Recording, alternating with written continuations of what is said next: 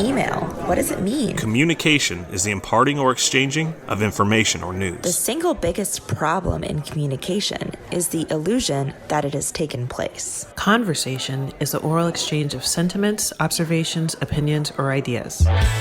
Forbes Books Radio presents The Conversation with Clinton M. Padgett. Welcome back to part 2 of my discussion with Cindy Cookson, Vice President of Global Product Line Management at the Gates Corporation. We pick up our conversation with Cindy discussing the techniques and methods she uses to successfully communicate with her geographically dispersed teams. I think that that's part of being a good communicator is being able to adapt styles to different groups. Communicating with global teammates, maybe English isn't their first language. I do try to use Zoom a lot so they can see expressions and facial expressions. Sometimes we have to communicate via email or on the phone, in person. I think it's good to have the options to go many different directions. Sometimes we have to get super detailed. Sometimes we have to stay higher level. Lots of communication happens via PowerPoint, and sometimes that PowerPoint's read, sometimes it's presented. It's that ability to communicate across the spectrum is important.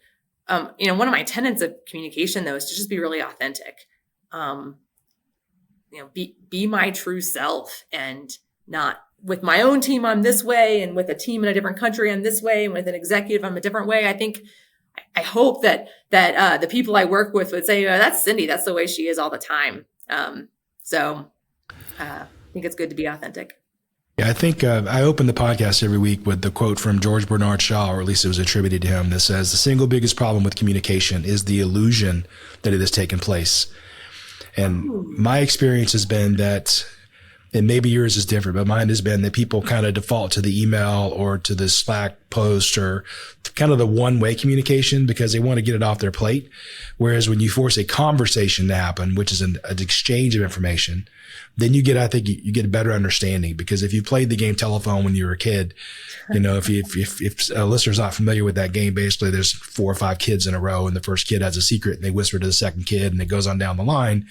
What happens is each kid, or even in a business environment, each individual hears that message through their biases, through the way they define terms, through sometimes whether you're having a bad day or not. And of course, the message gets shifted.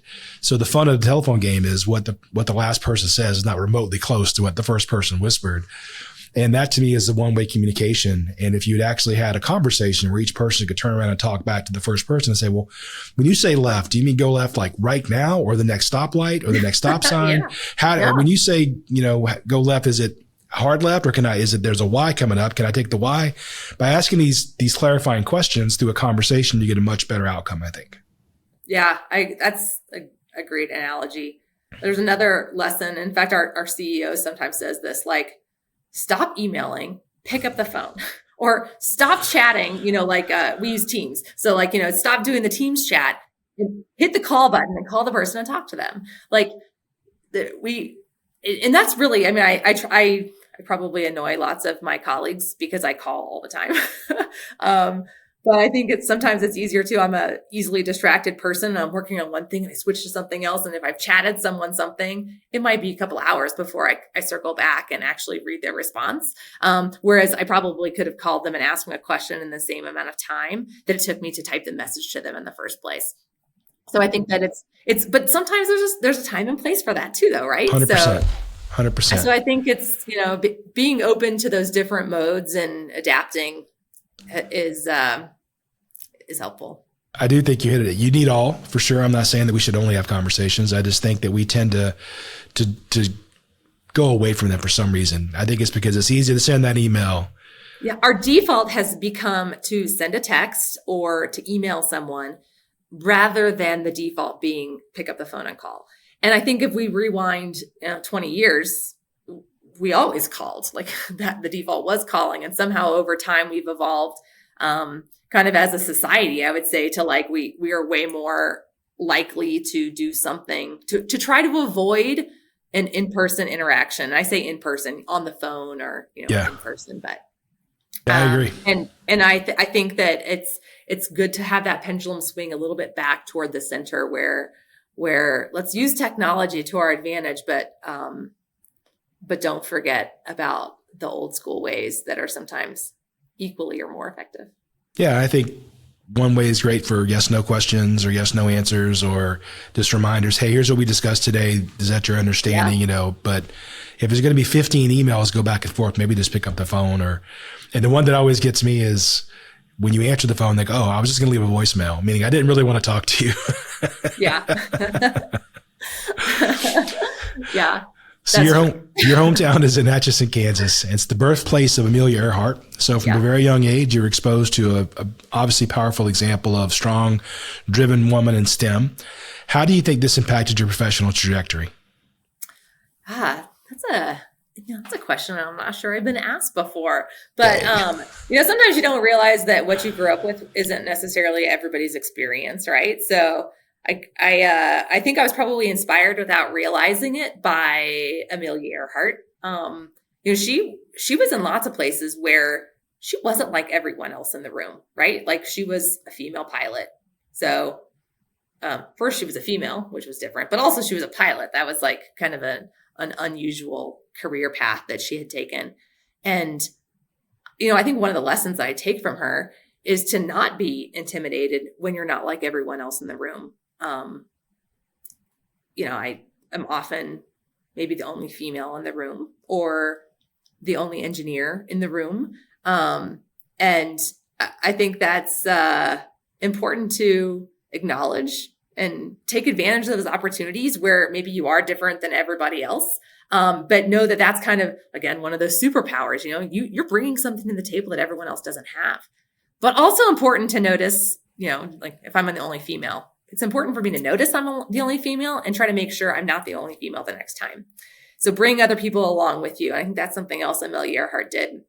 One of her last roles, in fact, I think it was her last job, before she took off on her round the world flight, was that she was working at Purdue University, and she was actually kind of like a counselor or helping females at Purdue find careers after college. And like, what a great nod, right? That she was pulling other women along with her and helping them become great themselves, helping them do unusual or interesting things that maybe were spaces where women weren't normally represented. So, it's not just the female thing, but also bringing others along with you to make us all better. That's a great legacy for sure. Yeah. It's also a great segue to my next question. So you're the co-creator of Empowering Creators, a program that exposes 8th graders to the manufacturing industry. Can you tell us a little bit more about the Empowering Creators program, why you decided to start it, and the impact you've seen it have on your students? Yes, I would love to talk more about that. I could talk about, in general, workforce development a ton, because I think I've benefited from having a great experience in the workforce. I talked earlier about how I got into engineering, and I had someone that exposed me. I wasn't smart enough when I was in high school to take it upon myself to figure out, what I wanted to do. And because someone helped me get some exposure to something I hadn't had exposure to before, it totally changed the whole trajectory of my life. And I think it's so important to have that exposure. So through Empowering Creators, we are exposing kids to manufacturing, but also to careers that they maybe hadn't considered before. So one of the reasons we do this is in 8th grade, you're kind of making some decisions in 8th grade about what you want to do in high school. And what you want to do in high school has an impact on what you do after high school, whether it's, college or tech school or going into the workforce. But 8th grade is a good time to try to expose these kids and open their minds to opportunities. So specifically with manufacturing, there are so many of us, not just 8th graders, even adults you don't think about how something is made. You drive to work in the morning in a vehicle and wow, it's complex to make that vehicle. You're wearing clothes. How are your clothes manufactured? You're talking on a cell phone. How was that made? I just think that no one thinks about how stuff is made. And then, even within manufacturing, there are so many career paths within manufacturing. You could be in just like in operations. You're actually working on the shop floor making stuff. You could be in management. You work in finance. You work in supply chain. You work in HR. There are all these different career paths within manufacturing. And I think just exposing kids to that is such a great opportunity to help them, figure out what it's like to be in a job, what it's like to be in a workforce, and how many opportunities they have. No matter what you like to do, you can find a job that's really going to fit in well with your passions, with your skills, what you like to do. So in this Empowering Creators program, we actually use Legos to make this. It's like a car, and then the customer comes to them and says, hey, I kind of want these different things in my car, some different modifications. And you have to figure out how to change the design, how to actually kind of manufacture it. It's made out of Legos, so have to put it together. And everybody on the team has a different role. And they each know a little bit different about the product and about the problem. And they have to work as a team and kind of communicate, tell each other about their roles, tell each other about what they know about, this problem that they're trying to solve for the customer to come up with a new design for the product. And then they have to sell it. And, the biggest, this is a little bit of a competition, right? They get scored through this kind of day-long field trip that we do with them. And at the end of the day, the score, like 50% of the score is how well you can sell it. So there's like one of the roles is marketing, and like they're half of the score, because you can have the best product in the world, and if you don't know how to sell it, it's not worth anything. And so we're trying to kind of teach them about that through this really fun field trip that we do with 8th graders. Well, as soon as you told me the stonecutter story about I'm building a cathedral, I thought marketing was involved in that. Somebody from marketing. Because the engineer in me said, no, we're cutting stones. Oh, yeah, totally. Right. And I think that I sit in that weird space, right, where I'm an engineer. So I kind of have this technical background. I've worked most of my career in manufacturing plants. So I have this manufacturing background. And now my role is technically in marketing. So I have this kind of cross-functional background that, I don't know, lets me really think about problems in different ways and hopefully bring something interesting to the table, some interesting perspectives. Early in my career, I worked on a project up in York, Pennsylvania for a major global, how can I say this, manufacturing company. I'll leave it there. Mm-hmm. And the way that it was really great for me, because I'm an electrical engineer, and I was able to learn through this project things I never would have imagined, right? So the way I remember, there was a cartoon when I was a kid, and you put your quarter in the machine, and then you turn the thing and a toy would come out, right? Okay. Like a bulldozer, let's say. And that's exactly what was happening here. You put your quarter was rolls of iron, and then through the machine, it would get cut and heat treated, and all these different processes would go through, and then 10 acres later, boom, a bulldozer rolls out the other side. It's like, man, this is so phenomenal to observe all this happening. I learned so much about heat treat I never knew about, and as I think manufacturing, sometimes when you think about it, you get the dirty, the smoky, and there's so much more than just that piece of it. Oh yeah, for sure. When we do this Empowering Creators program, we're often trying to bring the kids to our work site, because it's also crazy, like how many kids have never, they don't know what an office looks like or what happens in an office. And so we actually bring them to us. And so they can kind of get an appreciation for what life might be like for them in 5 or 10 years. It's fun. It's super fun. Yeah. It is. It sounds like it's super fun. I mean, what you're making a difference, and probably opening some eyes in those sessions where they might say engineering is a way for me. Yeah. It's, it's whether it's engineering, but it could also be, maybe you like finance. What's finance? I bet most 8th graders don't know that. Or what's marketing? What's purchasing? So, I mean, I think it's good to just give them that exposure. My son is 16, and he came to me the other day. And so his whole life, he said, I'm going to Georgia Tech. I'm going to be an engineer like you. And then a year ago, he comes to me and says, I think I've changed my mind. He says, I want to go to Wake Forest. I'm like, why Wake Forest? He says, well, I want to go into marketing. And I said, well, if you want to go into the dark side, I'll support you. Yeah. Again, it takes all of us to make the world go round. Yeah. It does. Yeah. So Girl Scouts is a big part of your life too. You were a scout when you were younger, and now you're a troop leader. Can you talk about how Girl Scouts impacted your life and the value it brings for young girls everywhere?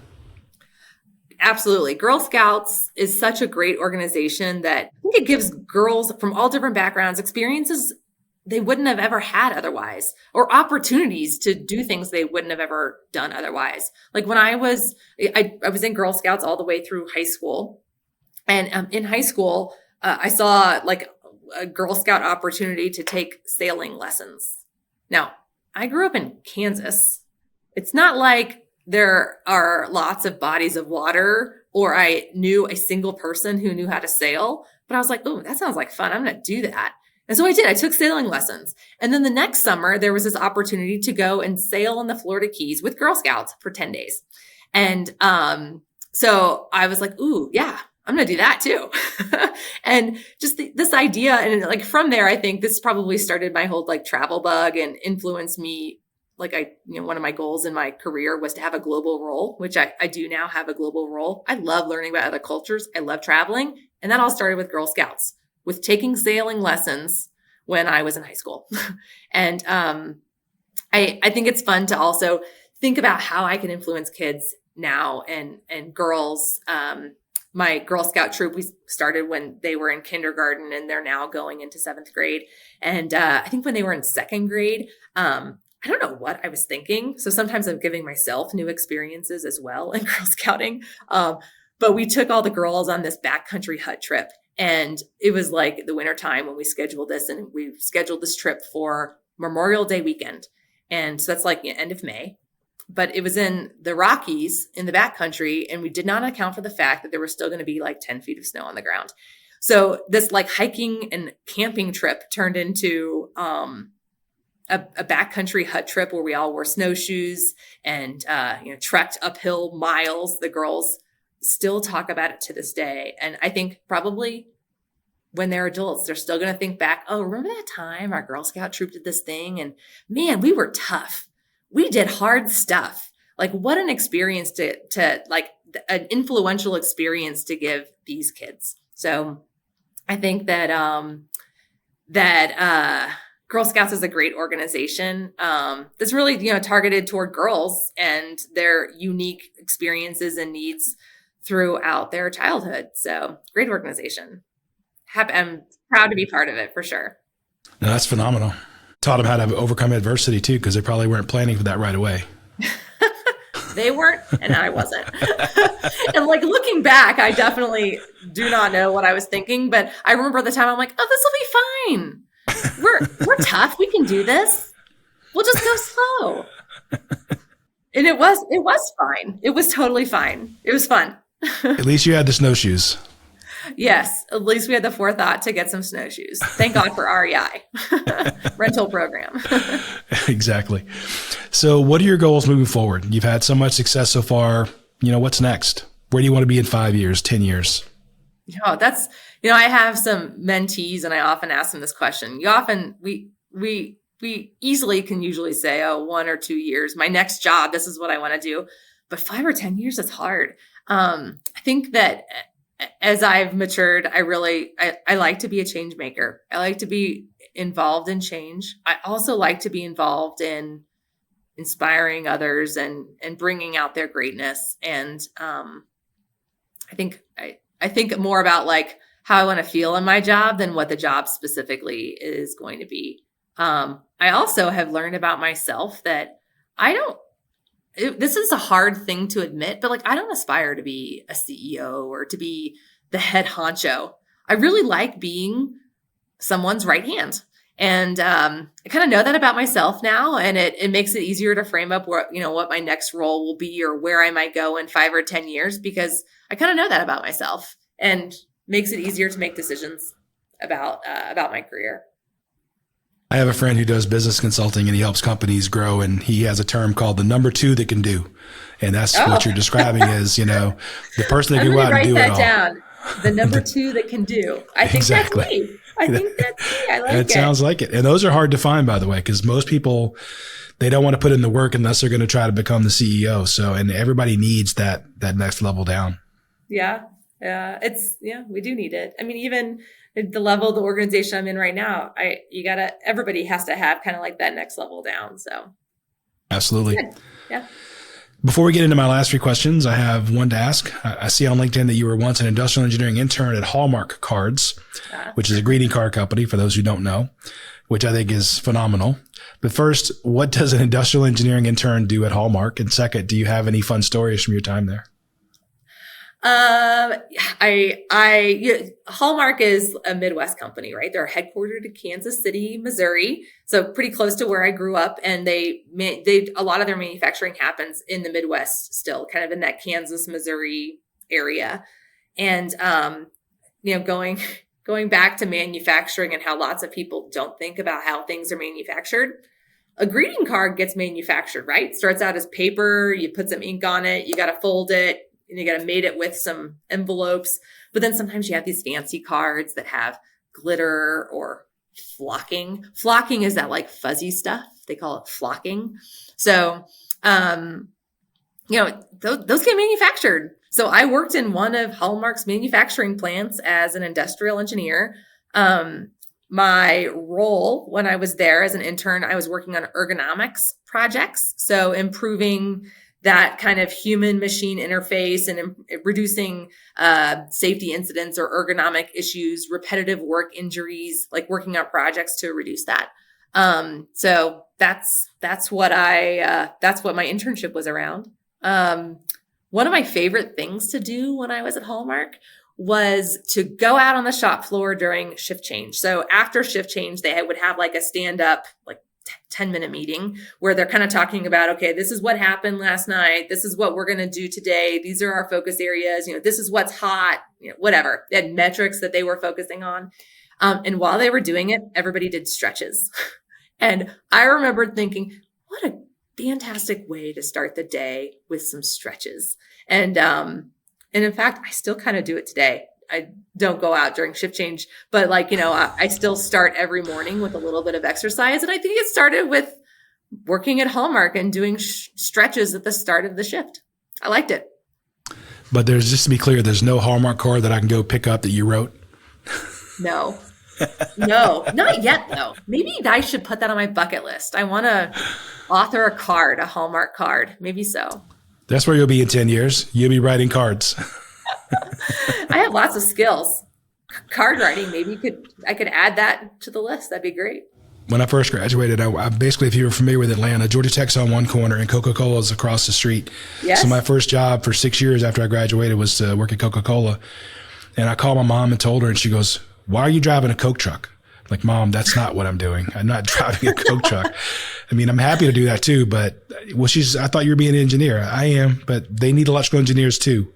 But They make soda. Okay, I'm just going to stop this conversation. Yeah. Just so you know, you bought it from a machine, right? That machine runs on electricity. There's other things besides just the soda itself. Yeah. That's great. I like that story. So my last three questions, I like to ask these of all of my my guests, and I know one of these at least I've seen you did somewhere else, but so I'll be redundant on at least one of my three. That's fine. Are there any leadership principles that speak to you personally and guide your day-to-day behaviors?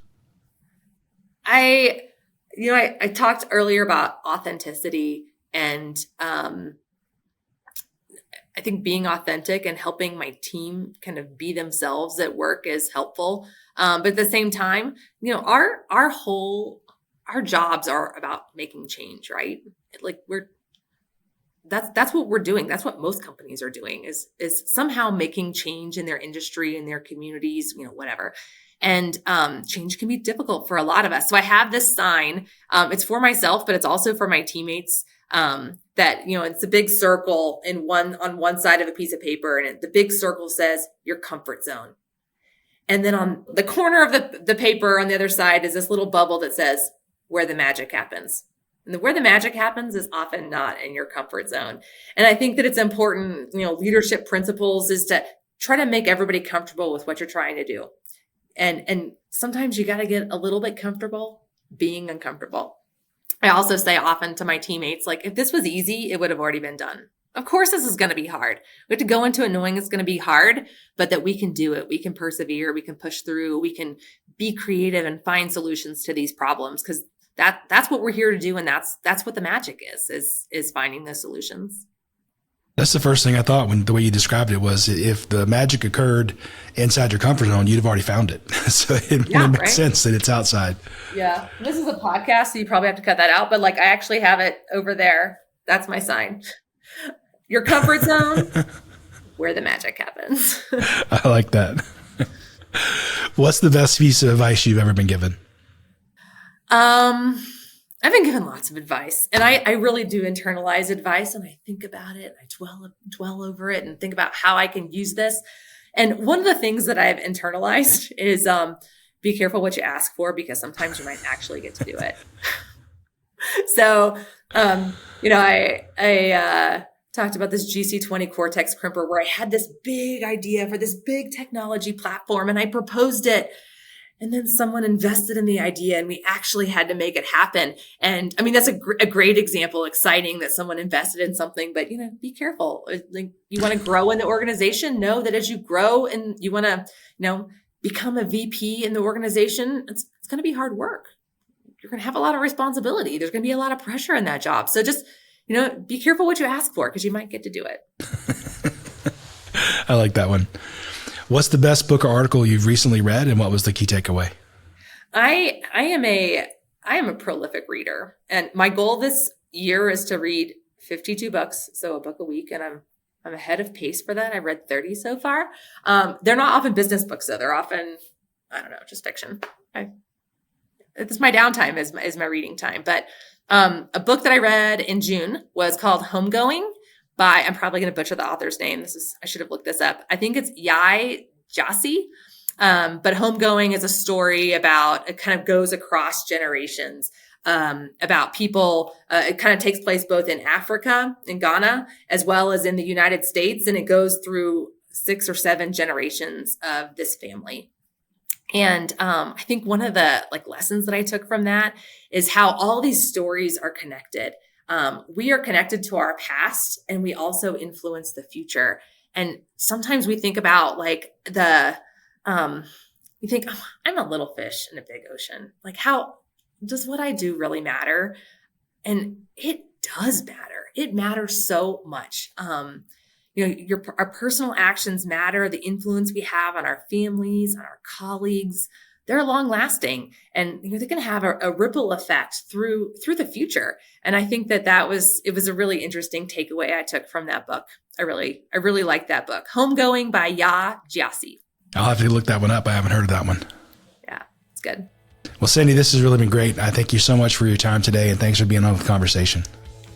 Thank you for having me. I really appreciated it, Clint. Thanks for listening to The Conversation. To find out more about Clint, go to clintonmpaget.com and pick up Clint's book, How Teams Triumph, Managing by Commitment, at Amazon. The Conversation with Clinton M. Paget is a production of Forbes Books.